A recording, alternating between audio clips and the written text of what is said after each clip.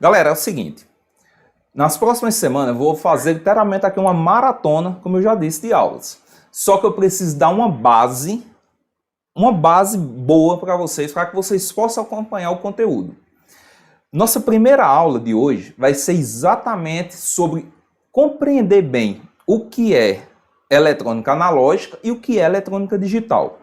Eu vou estar detalhando a questão de comportamento de sinal aqui com vocês de forma bem simples, até para dar aquela nivelada em relação ao assunto.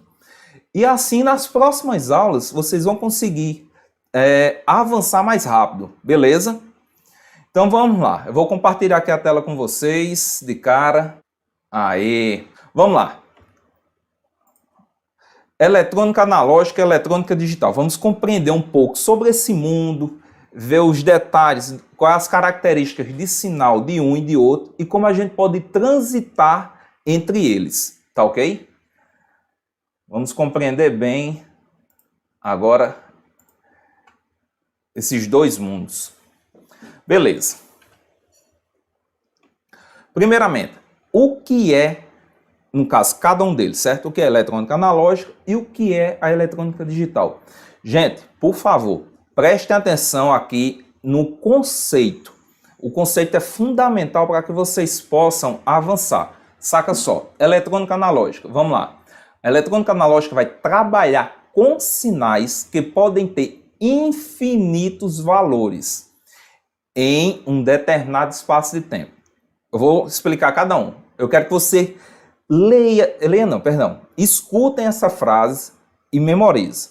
De novo, eletrônica analógica trabalha com sinais que podem ter infinitos valores em um determinado espaço de tempo. Ele é caracterizado por um sinal que tem variação infinita desses valores, por exemplo, de tensão ou corrente, dentro de uma determinada faixa que a gente queira, por exemplo. Vamos lá, o que é que se enquadra dentro desse mundo analógico? O que tipo de sinais nós temos dentro desse mundo? Por exemplo, um sinal de som, ok? De acordo com o que está aí no slide. Um sinal de som, ele é um sinal analógico.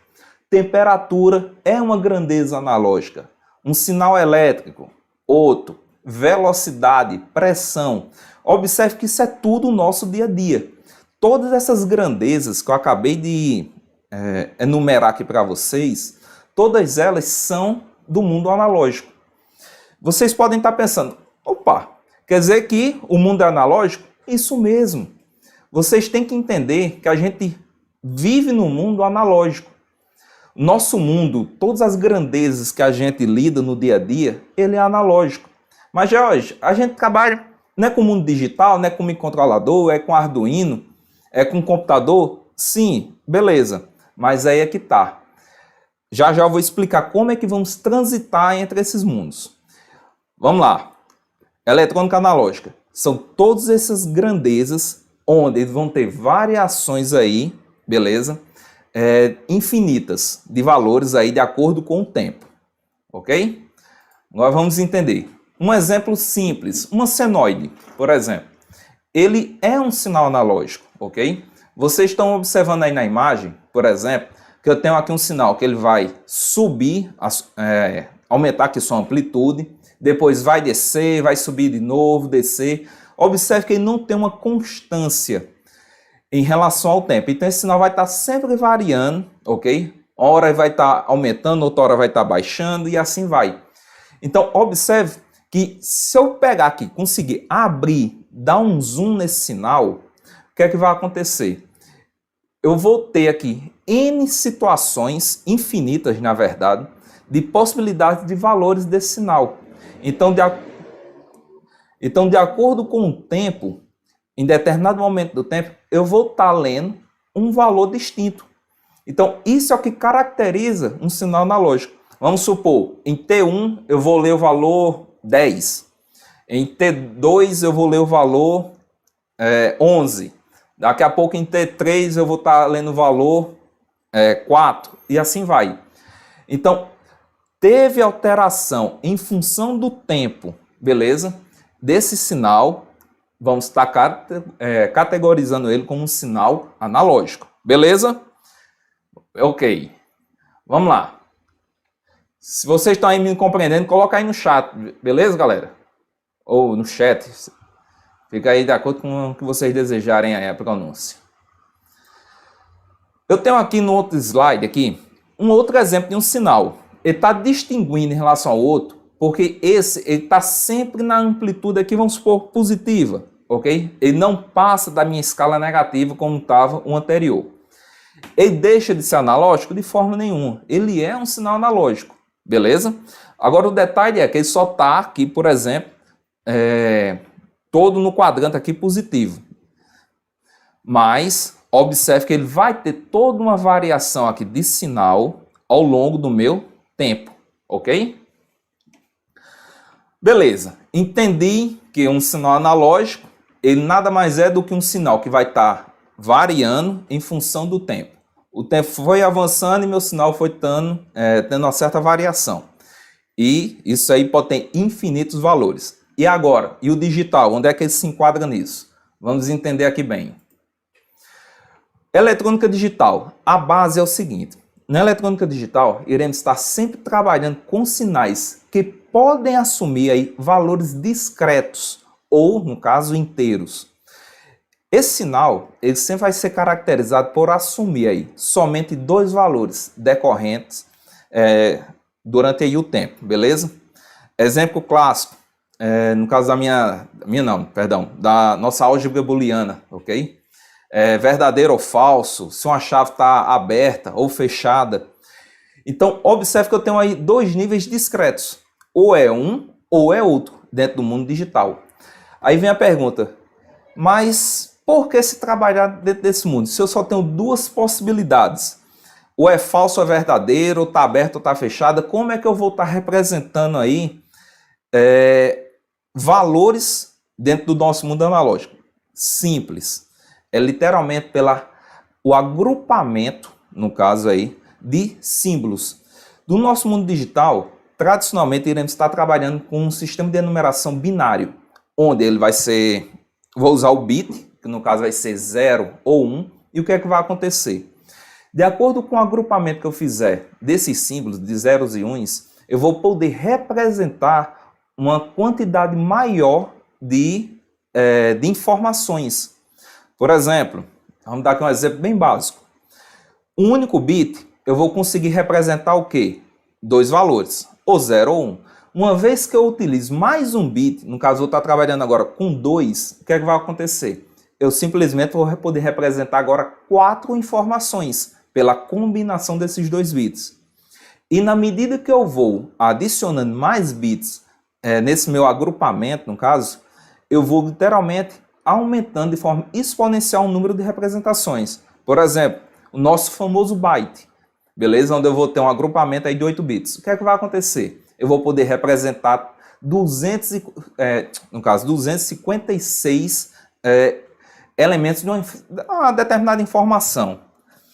Que essa informação poderá ser um sinal sonoro, um caractere, um valor de tensão ou um valor de corrente e assim vai. Então, apesar do mundo digital eu ter esses valores discretos, a combinação da simbologia que eu estou utilizando, no caso do nosso sistema binário, isso amplifica aí as possibilidades de estar se trabalhando com digital. Aí vem a pergunta, George, como é a característica dele? Saca só aqui o sinal. Eu tenho aqui, ó, 2 exemplos de sinais. Esse aqui que está bem bonitinho, o sinal aqui em vermelho, onde eu vou ter aqui a chave aberta, chave fechada, onde eu vou estar alternando entre 1 e 0, 1 e 0, 1 e 0. Isso aqui é o nosso mundo ideal de sinal, onde eu vou ter duas situações bem características, no caso do nosso sinal, e aqui embaixo eu tenho praticamente o nosso mundo real do mundo digital, onde você pode observar aqui que eu vou ter aqui um sinal que ele não está tão bonitinho em relação ao tempo. Mas você pode se perguntar, caramba, por que esse sinal eu não considero ele como analógico? Eu vou considerar ele como digital. Simples. Saca só aqui o próximo slide. Eu trouxe o exemplo aqui da imagem e dei um zoom. No mundo digital, a própria eletrônica digital, ela assume dois patamares.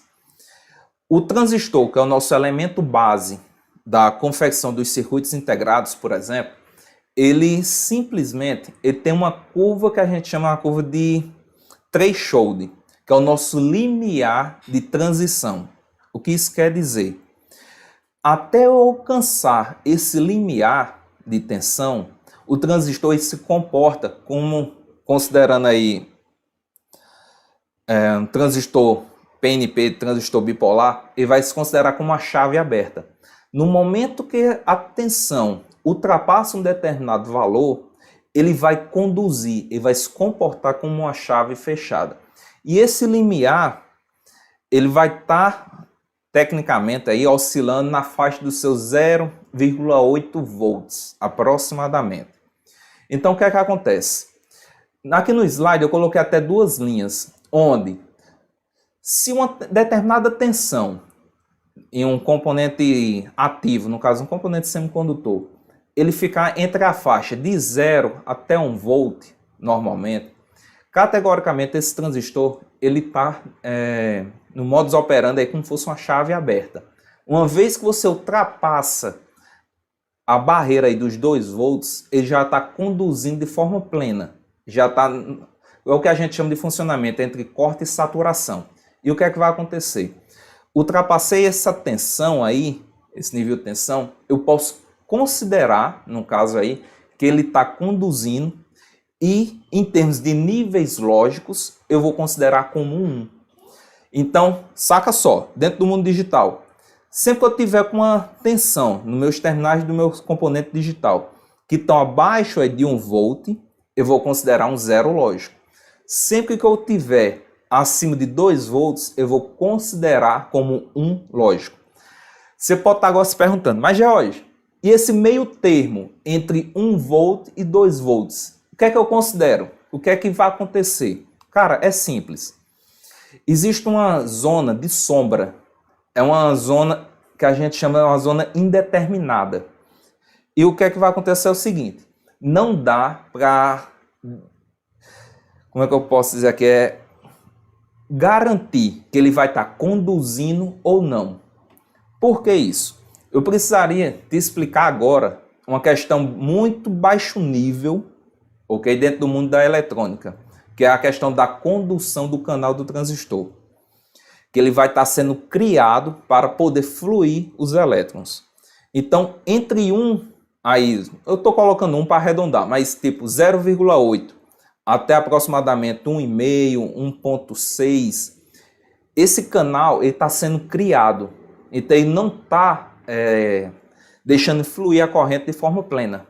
Isso eu estou fazendo um resumo bem básico aqui, viu, pessoal? Que o objetivo é que vocês entendam esse princípio. Então, é uma região que existe uma indeterminação entre 1 e 2 volts. Eu fiz uma live anterior que eu falei até a respeito em relação como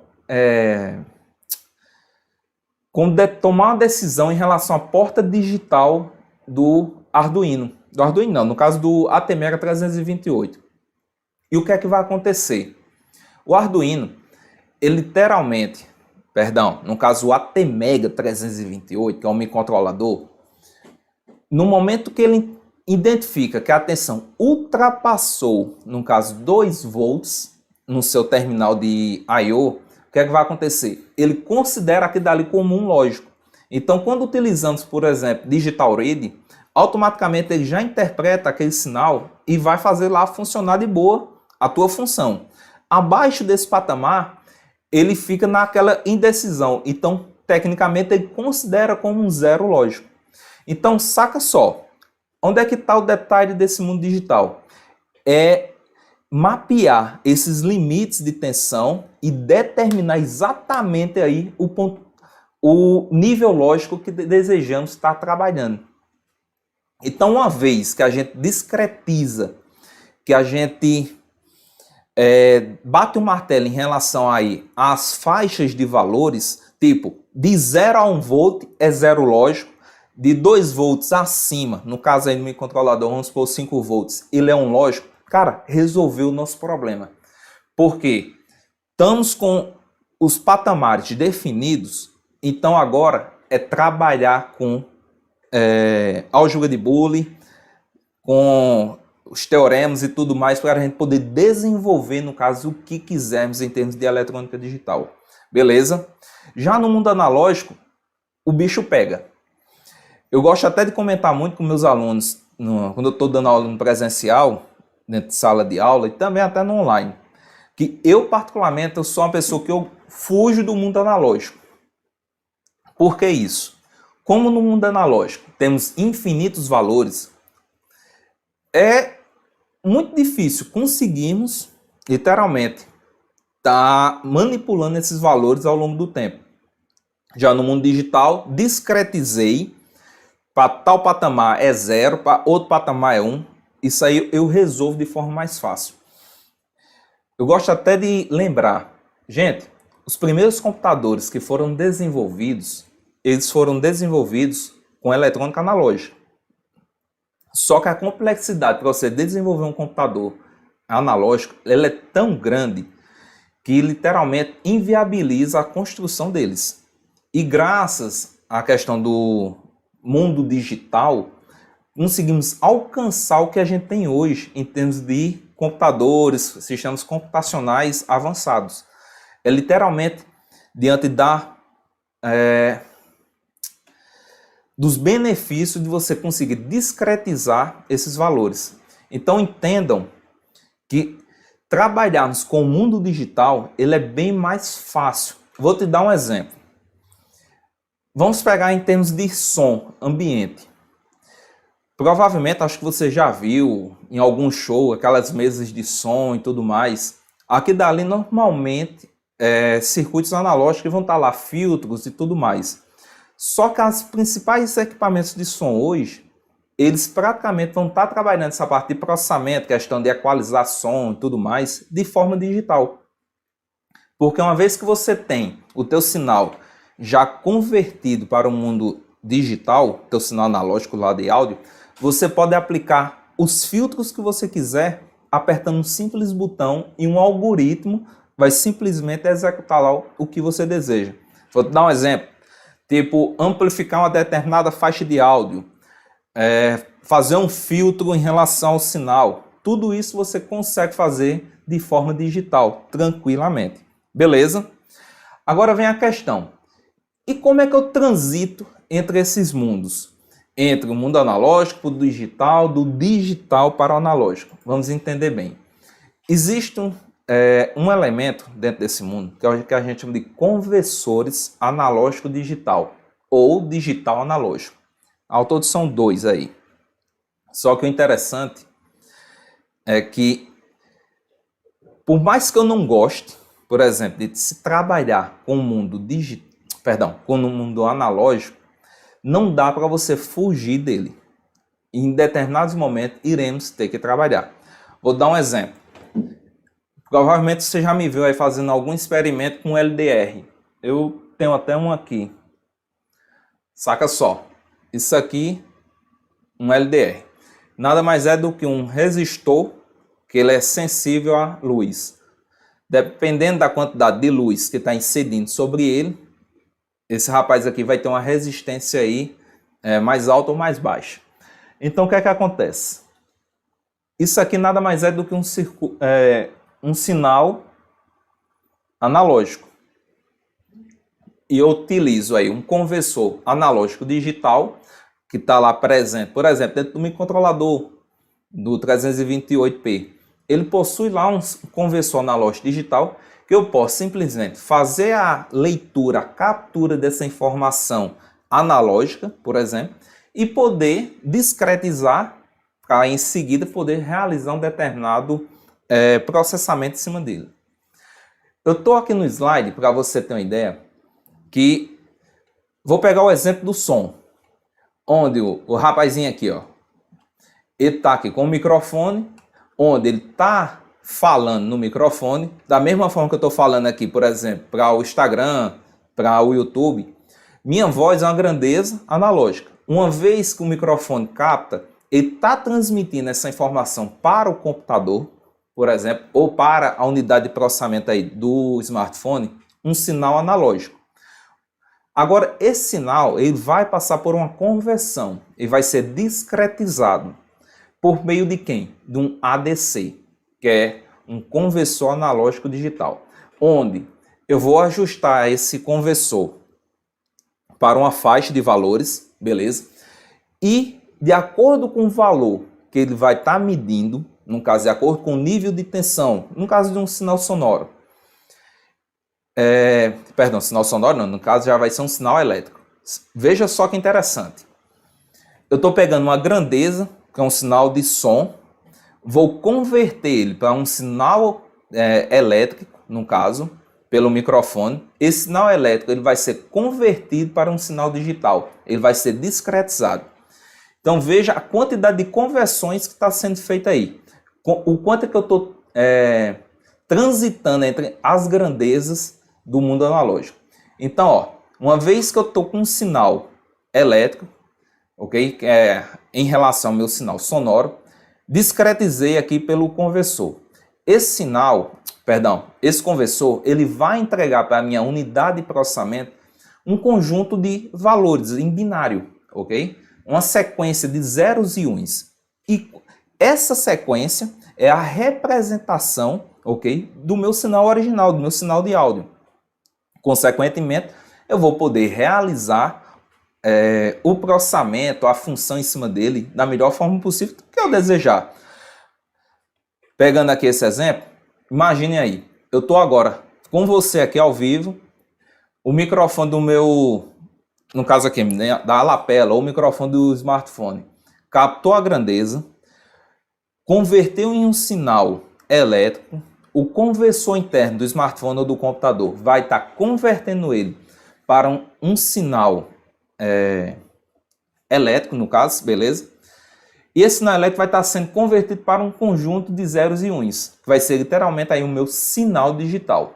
Uma vez que eu tenho esse sinal, você que está me vendo aqui agora, você vai estar recebendo meu sinal de áudio, por exemplo, de forma digital. Já quando chegar, no caso aí, no teu computador, no teu smartphone, vai ocorrer exatamente o inverso. Eu vou pegar esse sinal digital, essa minha sequência de zeros e uns, e vou aplicar agora num conversor digital para analógico. Como assim, Jorge? Para cada valor digital que eu vou ter, eu vou simplesmente agora mapear para um nível de tensão. E, consequentemente, esse nível de tensão ele vai ser injetado, no caso, ou no alto-falante, para que você possa me escutar, ou, por exemplo, seja lá transmitindo de forma analógica, por um cabo, alguma outra coisa desse tipo.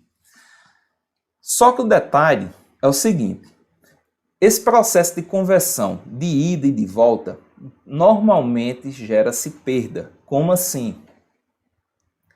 Se eu disser a você que você pegar um sinal analógico, converter para o digital e do digital converter para o analógico, você tem um sinal fiel, puro ao original? Não tem.